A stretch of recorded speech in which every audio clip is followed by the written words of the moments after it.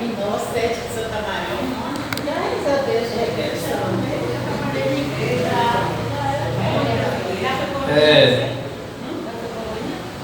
Vejam bem, quando de outra religião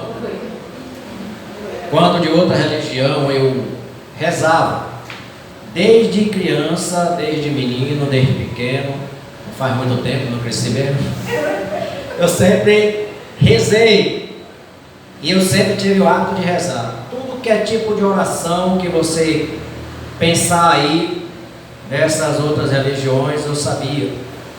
Minha avó era uma mulher de oração, de reza. Então eu aprendi com ela muitas rezas, outras aprendi também sozinho. Mas o que é que eu percebo da diferença entre a reza e a oração? Primeiro, que a reza ela é repetitiva. Você sempre repete as mesmas palavras, né, para Deus. A oração ela é diferente. A oração ela é livre. A oração ela é espontânea. A reza é tão diferente da oração que quando eu rezava, às vezes eu sempre rezei e orei deitado, dentro da minha cama e mentalmente orando ou rezando. E quando eu rezava, às vezes eu parava assim e pensava, será que eu rezei?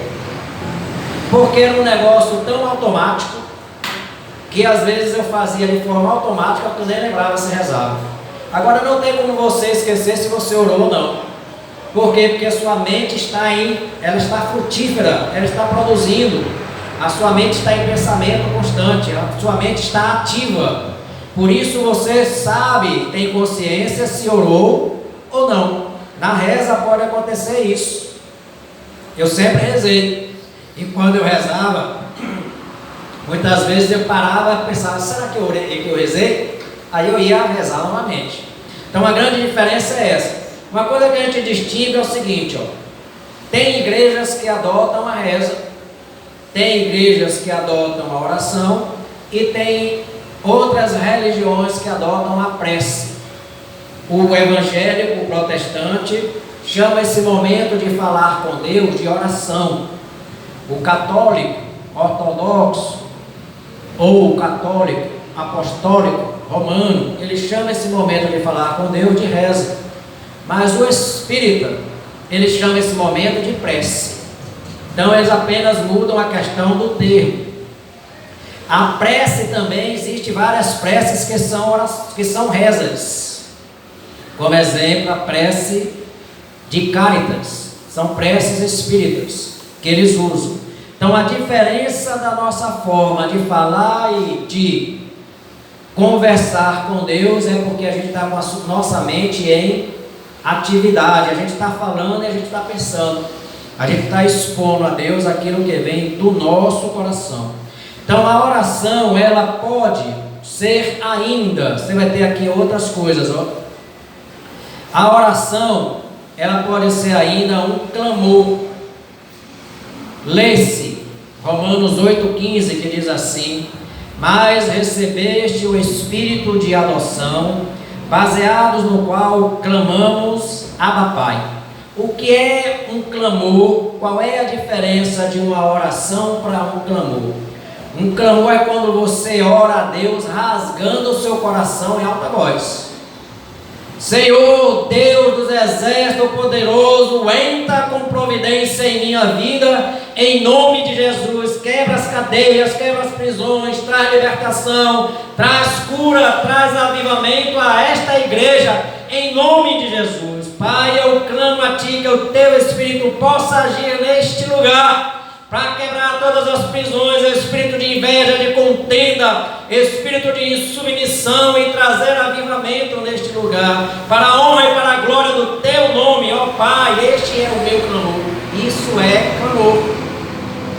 Clamar é você se exaltar naquilo que você quer levar diante de Deus. Orar é falar: Pai amado, eu te amo, te agradeço pela minha vida, pela vida dos meus irmãos, te agradeço por essa igreja, te agradeço por esse ministério, te agradeço pelos jovens, pelas crianças, pelos adultos, e coloco cada um deles debaixo da graça preciosa do Espírito Santo, em nome de Jesus. Amém. Isso é oração, o outro é súplica, clamor. Pode falar. Clamor é um grito de socorro. Clamor é um grito de socorro, gostei. Exatamente, clamor é um grito de socorro. E o mundo espiritual percebe quando você está orando, quando você está clamando, ou quando você está apenas chamando. Aqui diz: a oração é um chamado. Invoca-me e te responderei. Ou seja, é uma gente chamando a presença de Deus. O próprio Deus diz: ó, invoca-me e eu te responderei. Se você vai a Deus, não tem como Deus não deixar de lhe responder. Deus responde. E ele diz assim: anunciar-te-ei coisas grandes e ocultas que não sabes. Por meio da oração você vai receber a revelação dos mistérios de Deus. Porque o próprio Deus aqui está dizendo: invoca-me e te responderei, e anunciar-te-ei coisas grandes e ocultas que não sabes. Outra coisa, a oração é uma petição. O que é uma petição? É um pedido. É quando você está orando, pedindo a coisa para que algo possa acontecer em sua vida ou na vida de alguém. É você pedir por você, ou é você pedir por outra pessoa, ou é você pedir por muitas pessoas. Isso é oração de petição.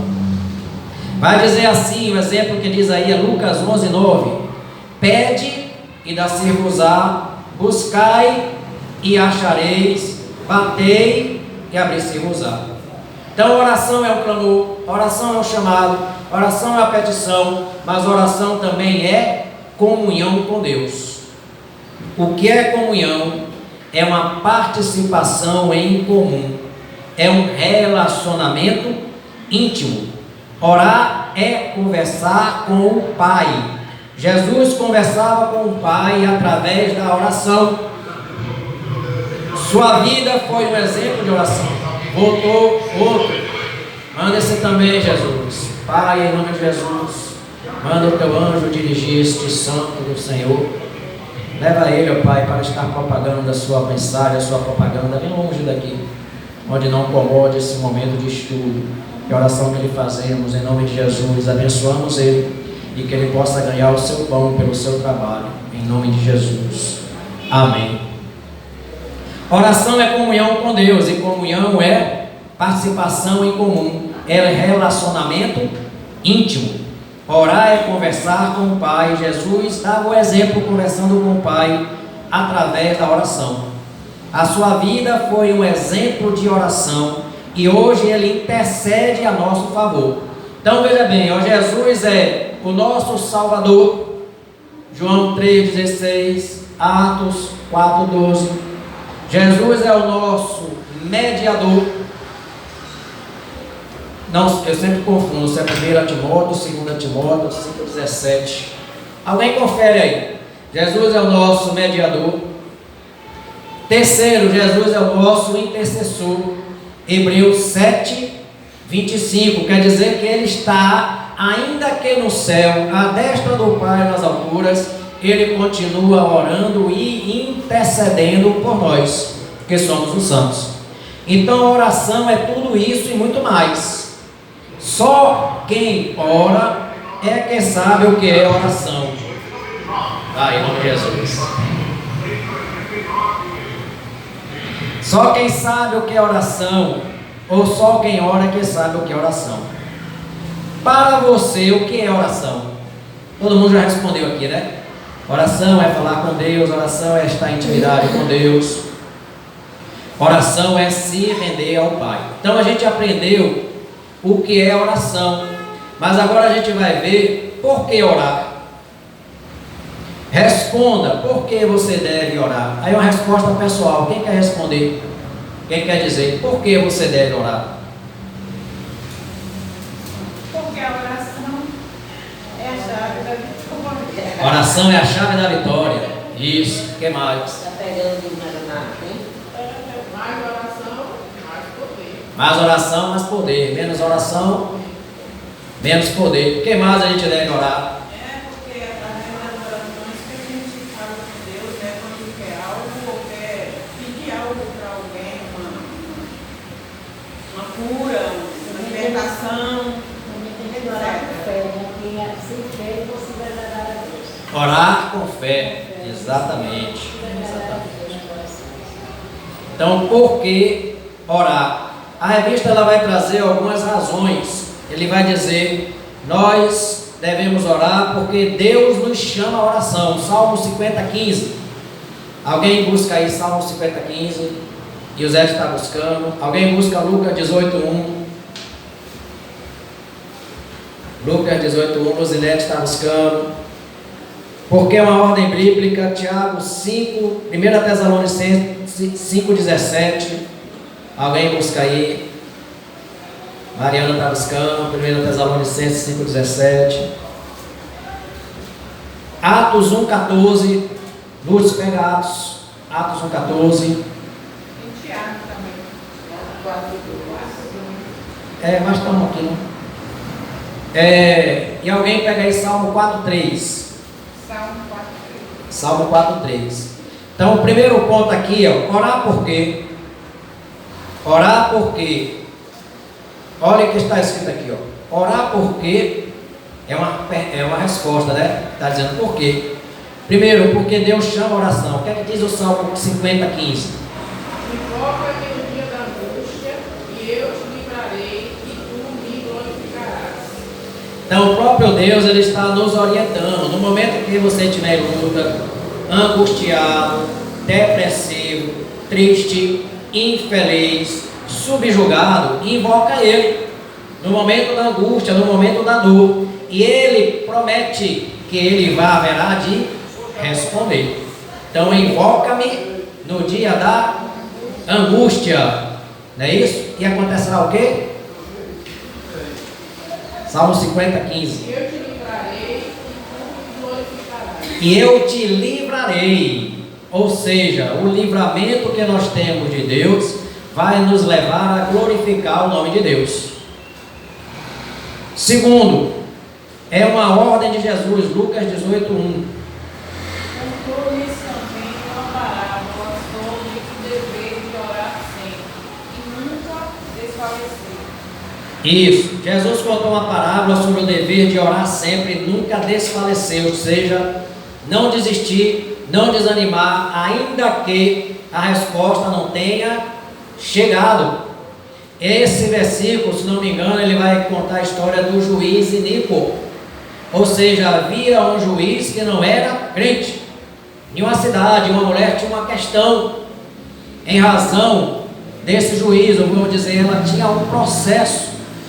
Então ela todo o tempo estava no pé desse juiz, pedindo que ele sentenciasse aquele processo dela, que ele desse uma resposta ao seu pedido.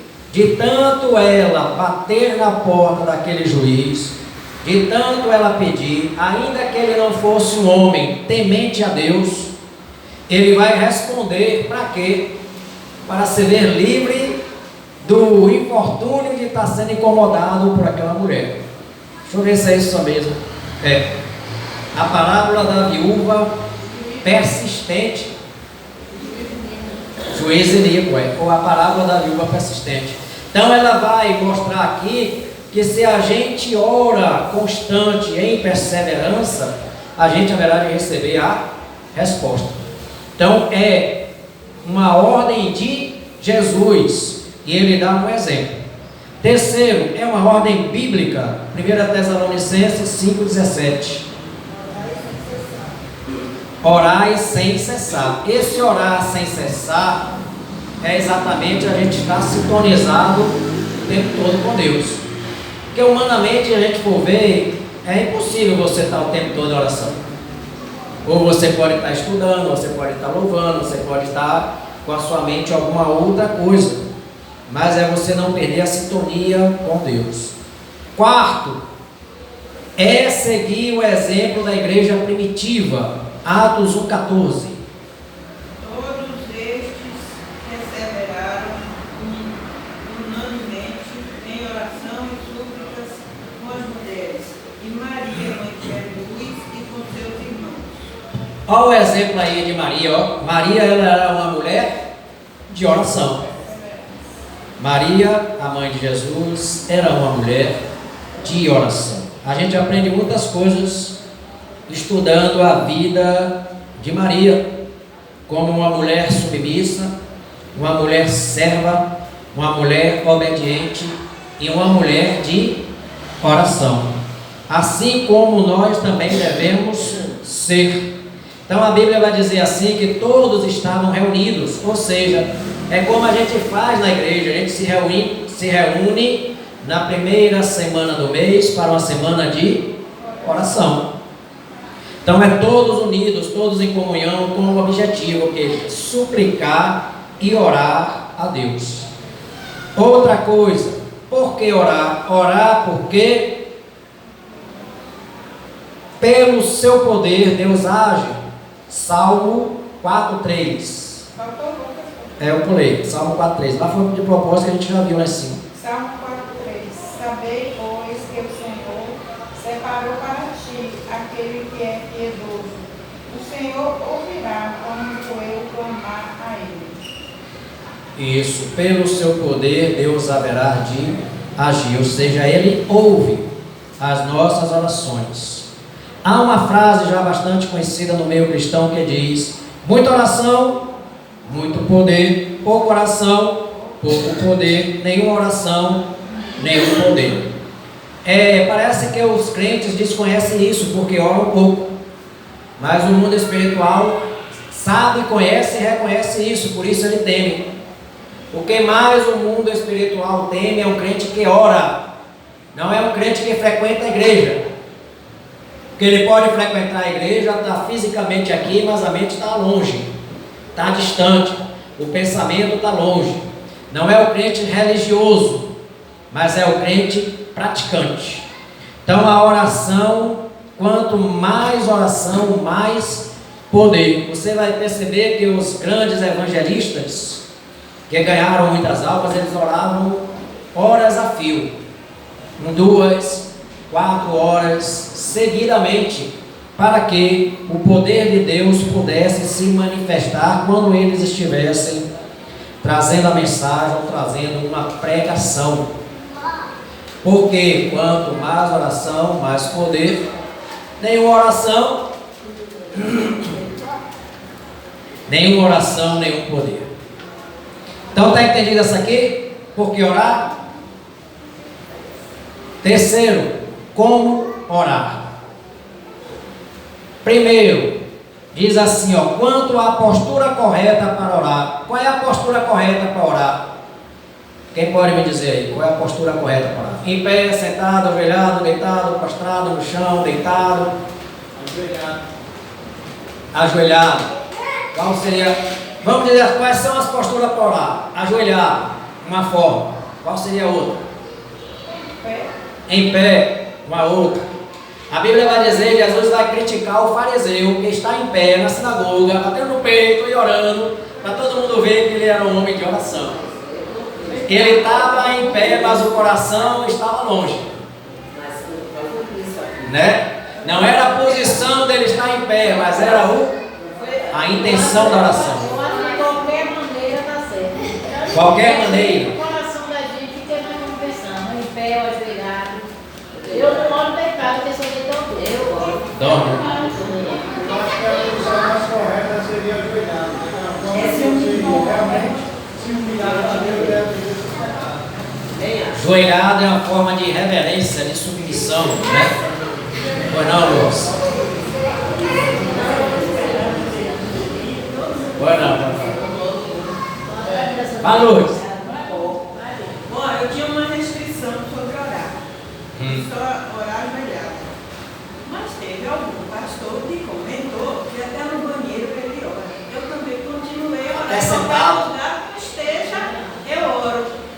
No ônibus, no banheiro, no banho, entendeu? Agora tem aquele momento que é somente ajoelhada no meu lado. Isso, é. Né? A forma, cada forma. O lugar onde você está independe. Você pode orar a Deus até tomando banho, andando, se limpando, caminhando. Exatamente. Você vai ajoelhar para Não estou dizendo que qualquer vontade é correta. Entendeu? De joelho, entendeu? Agora, certo, eu de joelho, agora, qualquer vontade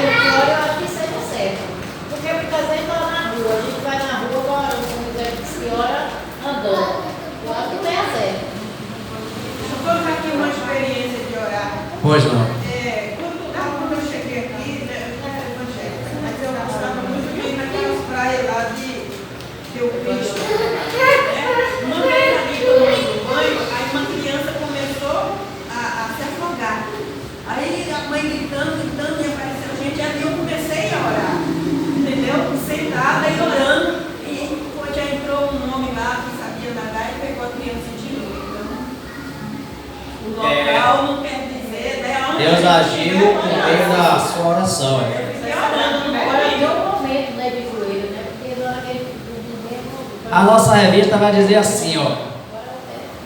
Você encontra exemplos na Bíblia. Pessoas que oraram ajoelhadas, Efésios 3,14. Alguém pega aí. Pessoas que oraram em pé, segundo Crônicas 20, versículo 5. Pessoas que oraram deitadas, segunda Reis 20, versículo 2. Pessoas que oraram prostradas, Salmos 95, 6. De mãos levantadas, Salmos 28, 2. Logo você conclui, então, que a resposta é... Vamos ver aí, Efésios 3,14. Por causa disso, me ponho de joelhos perante o Pai, nosso Senhor Jesus Cristo. Isso, por causa disso me ponho de joelhos perante o Pai do nosso Senhor Jesus Cristo. Aí ele fez antes o que? Uma série de orações, de pedidos a Deus, e agora ele está se colocando de joelhos diante de Deus. Então é uma forma de oração, Efésios 3,14. Segundo Crônicas 20, capítulo 20, versículo 5 e 6. Alguém pega segundo Reis 20. Outro pega Salmo. Rei já tem. Outro pega Salmo. Pronto. Pode ler, quem achar primeiro, lê. Segunda vez deitado. Então virou o rosto para a parede e orou ao Senhor, dizendo: Ah, Senhor, suplico-te lembrar de que andei diante de ti em verdade, com o coração perfeito, e fiz o que era bom aos teus olhos. E chorou Ezequias muitíssimo. Esse é o rei que o profeta chegou para ele e diz: olha, arruma a tua casa e tu vai morrer. Né? Então, desde criança foi assim. Já cresci assim. Ele virou o rosto. Então ele orou deitado. O que achou outro aí? Segunda Crônicas 20, capítulo 20, versículo 5 e 6. Enquanto isso, eu leio o Salmo 95, 6. E pôs Jeová em pé na congregação de Judá e de Jerusalém, na casa dos reis, diante do Pai de 95, 6. E disse: Ah, Senhor, Deus de nossos pais, governador és tu, Deus dos céus, pois tu és dominador sobre os reis da gente, e a tua mão há força e poder, e não há quem possa resistir. Rei Ezequias orando a Deus. Rei Josafá orando a Deus. Um em pé, o outro prostrado, né? Foi prostrado ou deitado? Salmo 28. Salmo 95, Salmo 95, 6. Ó, vinde, adoremos e prostremos-nos, ajoelhemos diante do Senhor que nos criou. Isso. Prostrado é estar ajoelhado até deitado no chão. 28, 12. De mãos levantadas. 28, 12. Ouve-me as vozes súplices, quando a ti clamar por socorro, quando erguer as mãos para o teu santuário. Erguer as mãos para o santuário. Quando você, vou lhe dar uma experiência. Quando você ora direcionando a sua mão, você está sendo o instrumento para mostrar para Deus aonde você quer direcionar. Quando você ora direcionando a mão para uma pessoa, o Espírito Santo vai direcionar para aquela pessoa a sua oração. Quando você coloca a sua mão, é como se houvesse uma extensão da mão do Espírito Santo sobre o destino da sua oração. No mundo espiritual acontece assim. Creia quem quiser, eu creio assim. Você pode estender a sua mão, quando a gente ora assim, dirige a sua mão lá para onde é a sua casa, a sua família.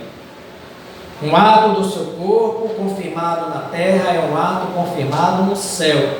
Espiritualmente você está orando direcionado para a sua casa, para a sua família, e o Espírito Santo está com a mão ali, direcionado para aquele lugar, agindo. No momento que você direciona, você visualiza, né? E você destina você marca quem é o destinatário da sua oração. Isso tem tanto efeito físico quanto espiritual. De mãos levantadas, é você erguer a mão. Logo a gente conclui que a oração pode ser ajoelhado, em pé, deitado, prostrado, de mãos levantadas, de mãos baixas, né? De cabeça erguida. Presta atenção, de olhos fechados ou de olhos abertos. Se você observar, na maioria das vezes eu oro de olhos abertos. Porque sempre que eu oro, às vezes acontecem coisas e você precisa estar preparado para aquilo que venha a acontecer. Já recebi muitas críticas, até daqui. Está todo mundo orando de olho fechado, o senhor está de olho aberto. É ministério, é experiência. Ore de olho fechado, está correto. Ou ore de olho aberto, se você achar que precisa. Então, orar de olho aberto, se isso não tira a sua atenção, a minha não tira.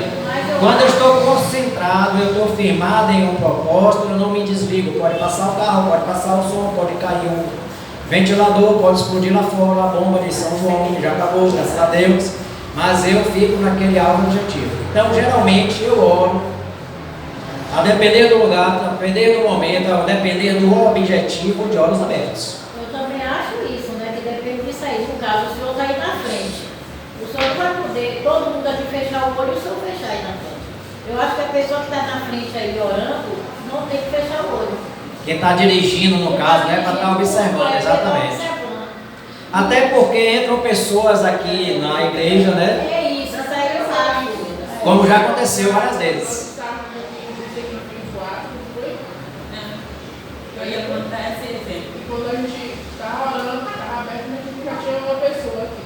Já estava calmo, gente. Um homem. Na rua. Já estava já. Então a Bíblia diz assim, ó, vigiai e orai. Então você tem que estar orando, vigiando. Agora sim, em casa, a gente ali, eu não acho que tem. Você está em um lugar. Aqui todo mundo tem que orar, mas quem está aí na frente tem que ficar com o olho aberto. Porque eu acho assim, que não é porque você vai fechar o olho ou olho aberto, que sua oração não vai se perder. Eu acho assim, né? Que como o senhor consegue se concentrar de olho aberto, né? Pode fazer, mas eu prefiro fechar o olho. Porque Qualquer coisa distrai. tira a minha atenção. Tira a atenção. Passa a criança, assim, já adulto levanta, aí a gente já tem que olhar, né? Eu não sou aquela pessoa concentrada assim, de olho aberto, não. Eu já vi um pastor sofrer, já vi um pastor. Teve aqui, uma vez um culto aqui, foi até eu que dirigi, acho que foi a minha Maria que falou assim, a minha avó manda ele fechar o olho, mas ela olha de olho aberto. Aí um dia eu até achei engraçado, né? Aí depois nós fizemos uma oração aí, todo mundo de olho fechado e de olho aberto. Aí tinha um futucando no som e o outro beliscando, apertando, suspendendo. Eles aí, né?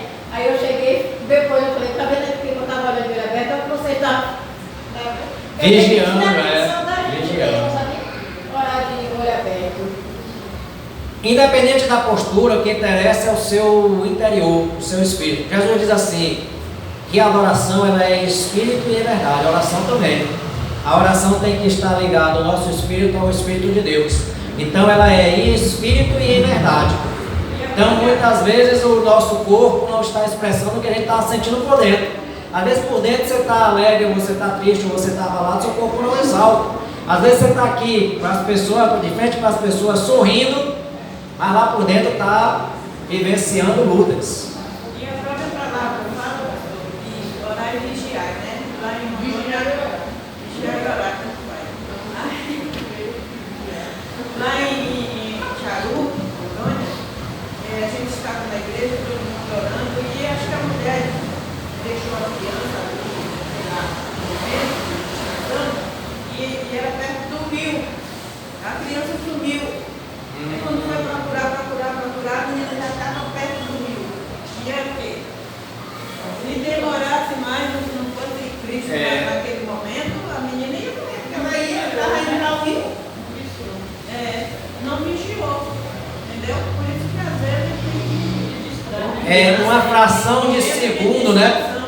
Em uma fração de segundo de falta de atenção, as coisas acontece. É Mateus 26:41 que vai dizer: vigiai e orai. Você deve orar. Agora nós vamos aprender como orar. Ou seja, a quem a gente deve dirigir a nossa oração, por meio de quem ela deve ser conduzida, em nome de quem ela deve ser feita e com a postura de cada uma pessoa que ora. Primeiro, a oração deve ser ao Pai. João 16:23, quem quiser ou puder localizar. Outro já pega João 14:13, outro já pega Judas 20. Então quem pegou já diz assim: peguei, João 16:23, para outro não ir atrás.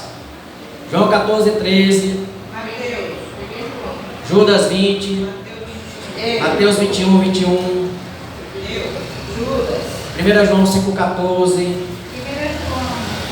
1 João 3:22, 2 Crônicas 7:14, Tiago 4:3. Quem achar, já pode falar o seu aí, né? A ordem aqui não vai alterar. Mateus 21, 21 e 22. Jesus, porém, respondendo, disse: em verdade vos digo que, se tiverdes fé e não duvidardes, não só farei o que foi feito à figueira, mas até se a este monte disser: ergue-te e precipita-te no mar, assim será feito. E tudo que pedirdes na oração, crendo, o recebereis. Então esse princípio aqui na oração é orar com fé.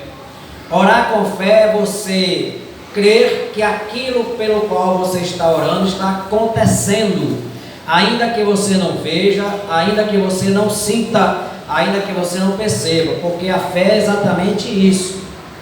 Fé é o que é fé? É a certeza das coisas que não se veem, né? Convicção daquelas que se esperam. Então você não está vendo, mas você tem a convicção de que Deus está agindo pela fé. Então, com fé. Quem tem outro ponto? 1 João